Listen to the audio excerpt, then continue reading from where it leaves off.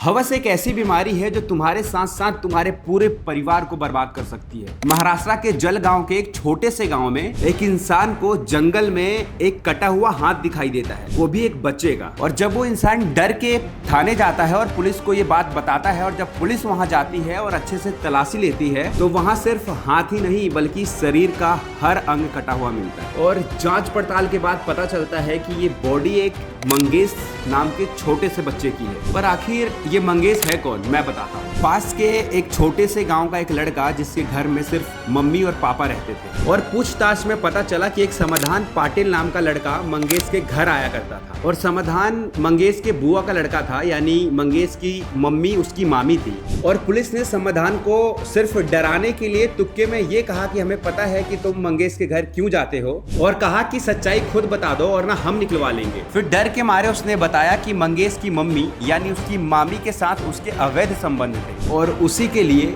वो उसके घर जाता था। और इस बीच एक दिन मंगेश घर आ जाता है और नंग अवस्था में उन दोनों को देख लेता है। फिर समाधान ने कबूला कि यही कारण था जिसकी वजह से उसने मंगेश को मारा और फिर उसके टुकड़े कर दिए। और इस केस के बाद सिर्फ मामी का ही नहीं बल्कि भांजे का घर भी तबाह हो गया और एक बेचारे मासूम की जान चली गई। और इसका कारण था सिर्फ हवस।